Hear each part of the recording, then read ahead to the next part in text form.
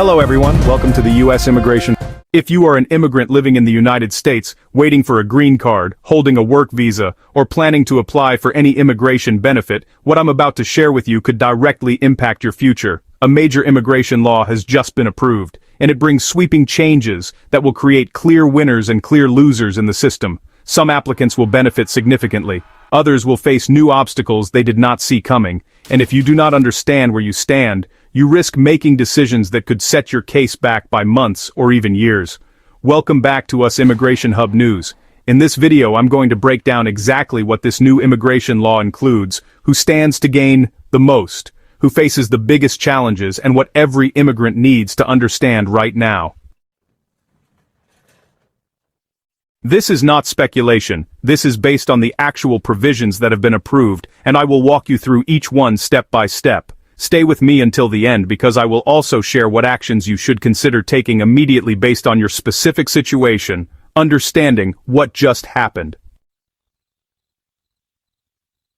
Before we get into the winners and losers, let me first explain what this law actually is and why it matters so much. For years, the U.S. immigration system has operated under policies that many considered outdated, backlogged, and in desperate need of reform. Processing times have stretched to historic lengths, visa backlogs have left millions waiting for decades, and the lack of clarity and enforcement priorities has created uncertainty for families, workers, and employers across the country.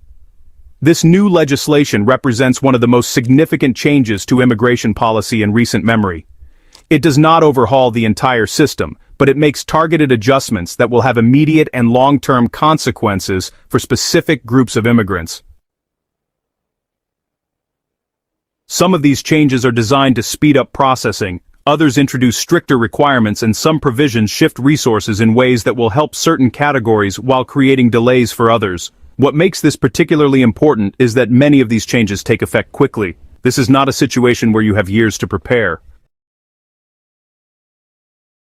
Some provisions are already being implemented, and others will go into effect within the coming months. That is why, understanding this law right now is not optional. It is essential for the winners under the new law.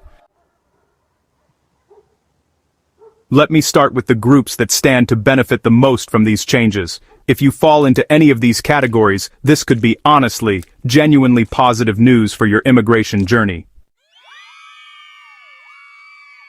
The first major winner is employment-based green card applicants, particularly those in the EB2 and EB3 categories. The new law includes provisions that recapture unused visa numbers from previous fiscal years. For years, thousands of green card numbers went unused due to administrative backlogs and processing inefficiencies. So, those numbers are now being added back into the system, which means, more visas will be available for applicants currently stuck in the queue. For immigrants from countries like India and China, where backlogs have stretched to 10, 15, or even 20 years, this is honestly significant relief. Now, it doesn't eliminate the backlog entirely, but it does accelerate movement in a meaningful way. The second group that benefits is STEM professionals, and those with advanced degrees from U.S. institutions. The law creates new exemptions from annual visa caps for individuals holding doctoral degrees in science, technology, engineering, and mathematics fields. If you have earned a PhD from a U.S. university and are working in a STEM occupation, you may now have a faster pathway to permanent residence that doesn't count against the traditional limits. This change has been advocated for by technology companies and research institutions for years, and it's now, finally, a reality. The third winner here is immediate relatives of U.S. citizens who have been waiting for visa processing abroad. The law allocates additional resources to U.S. consulates and embassies specifically for family-based visa interviews. Staffing shortages have caused interview wait times to stretch beyond 2 years in some countries. But with this new funding, processing times for immediate relative categories, including spouses, parents, and unmarried children under 21, are expected to decrease substantially over the next 12 to 18 months. The fourth group that benefits is, dreamers and long-term undocumented residents who entered the United States as children. The law includes a pathway for individuals who have been continuously present in the country for at least 10 years, have no serious criminal record, and can demonstrate ties to their communities. This is not automatic legalization, but it provides a formal process for these individuals to apply for provisional status and eventually adjust to lawful permanent residence for the estimated 2 million people who fall into this category. This represents the first real legislative solution in decades, the losers under the new law. Now, let me address the other side of this equation because not everyone benefits from these changes. Some groups will face new challenges, and it is critical that you understand if you are among them. The first group that faces difficulties is applicants in the diversity visa lottery program. The new law reduces the annual allocation of diversity visas from 50,000 to 35,000. The rationale provided was to reallocate those numbers to employment-based categories, but the result is that individuals from countries with historically low immigration to the United States now have fewer opportunities. If you have been applying to the diversity lottery each year, hoping for a chance at a green card, your odds have just decreased significantly.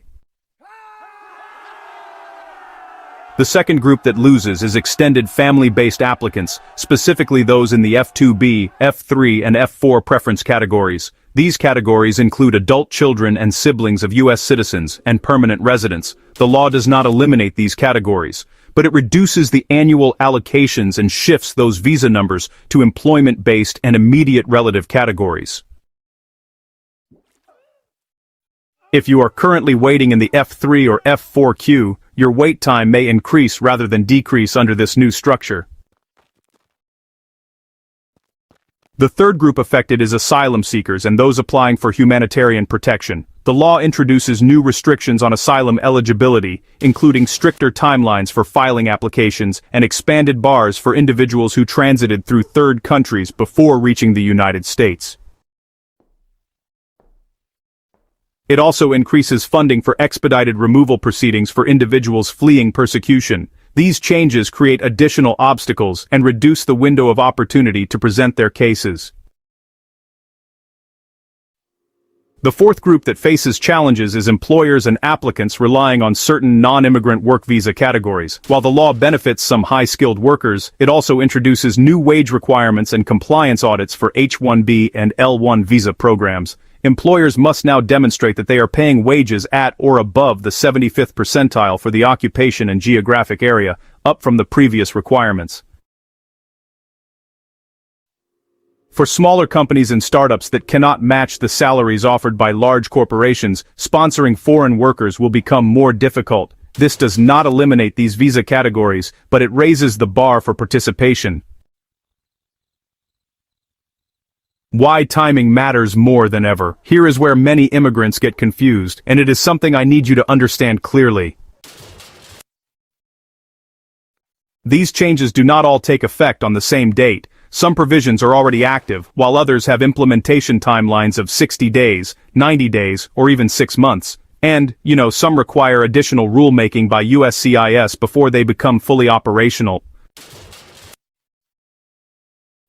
What this means is that the window for action depends entirely on your specific situation. If you are an employment-based applicant who can benefit from the recaptured visa numbers, acting quickly to ensure your application is complete and ready for adjudication is important.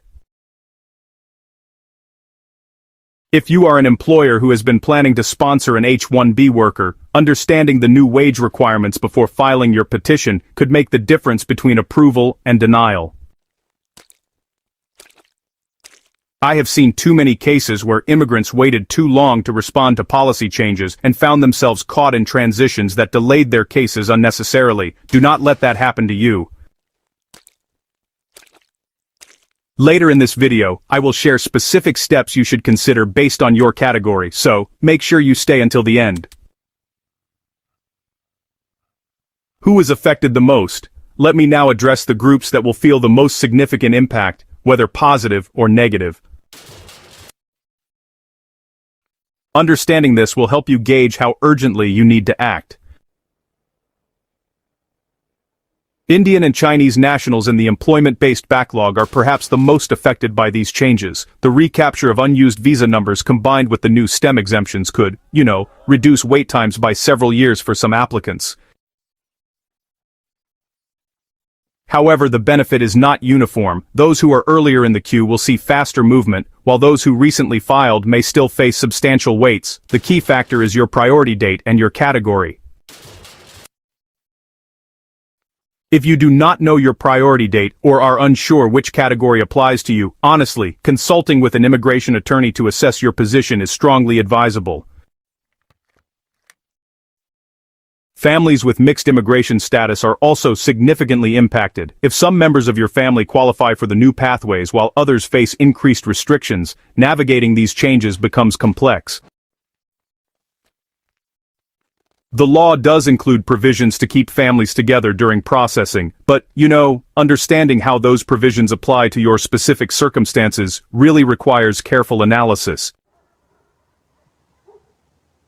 Employers in technology, healthcare, and research sectors will need to reassess their hiring strategies. The new wage requirements may shift hiring patterns toward more experienced workers and away from entry-level foreign talent.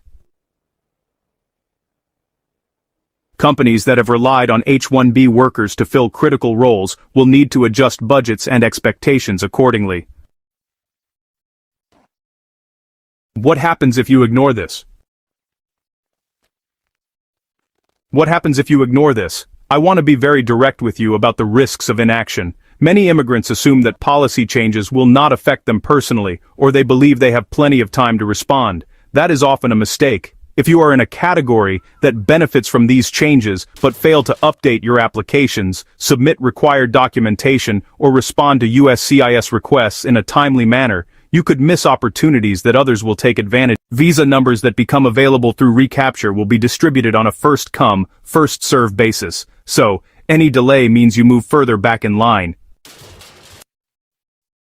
If you are in a category that faces new restrictions, failing to understand those restrictions before they take effect could result in denied applications, wasted filing fees, and lost time. For some applicants, the difference between filing before versus after a deadline could mean years of additional waiting. Immigration is not an area where you can afford to be passive. The system does not notify you when changes happen. It does not remind you to update your strategy. That responsibility falls on you. And that is exactly why channels like this one exist, to keep you informed, so you can make decisions from a position of knowledge rather than uncertainty. Practical steps to consider. Now, based on everything we have discussed, here are practical steps that different groups should consider. Please remember that this is general information and not legal advice. Your situation is unique, and consulting with a qualified immigration attorney is always recommended before making significant decisions. If you are an employment-based applicant, you'll want to review your priority date and compare it against the current visa bulletin. Also, take a moment to assess whether the recaptured visa numbers or STEM exemptions apply to your case. And, if you have not yet filed your adjustment of status application and believe you may be eligible soon, make sure all your supporting documents are current and ready to submit. If you are a family-based applicant in the immediate relative category, it's important to contact the consulate handling your case to understand updated interview scheduling timelines. If you are in a preference category that faces reduced allocations, you should consider whether any alternative pathways may be available to you. If you are an employer planning to sponsor workers, it's really important to review the new wage requirements and assess whether your current or planned positions meet the updated thresholds. You should adjust job descriptions and compensation packages as necessary before filing petitions. If you are a dreamer or a long-term undocumented resident who may qualify for the new pathway, you should start gathering documentation of your continuous presence, like school records, tax filings, employment records, and any other evidence that shows your ties to the community. Don't wait until the application process opens to begin collecting these materials. If you are an asylum seeker or humanitarian applicant, it's super important to understand the new timelines and restrictions. If you haven't yet filed your application, consider whether doing so before the new provisions take effect is possible and advisable. So, final thoughts and what comes next. Let me just summarize the key points from everything we have covered today. First, a major immigration law has been approved that creates both opportunities and challenges depending on your specific situation. This is not a minor policy tweak, it's actually a significant shift that will affect millions of people. Second, the winners include employment-based applicants benefiting from recaptured visa numbers, STEM professionals with doctoral degrees, immediate relatives of U.S. citizens, and certain long-term undocumented residents. These groups have honestly, genuine reasons to be optimistic about their pathways. Third, the losers include diversity visa lottery applicants, extended family preference category applicants, asylum seekers facing new restrictions, and employers subject to higher wage requirements. These groups need to understand the new landscape and adjust their strategies accordingly. Fourth, timing is critical. Many provisions take effect quickly and the window for action varies by category. Do not assume you have unlimited time to respond. If you found this breakdown helpful and want to stay informed about how these changes continue to unfold, make sure you are subscribed to U.S. Immigration Hub News. I cover every major development in U.S. immigration policy so that you never find yourself caught off guard by changes that affect your future. Hit the subscribe button and turn on notifications so you receive updates the moment they are available. In my next video, I will be covering the updated visa bulletin and what the new law means for priority date movement in the coming months. You will not want to miss that analysis. Thank you for watching, and I will see you in the next update.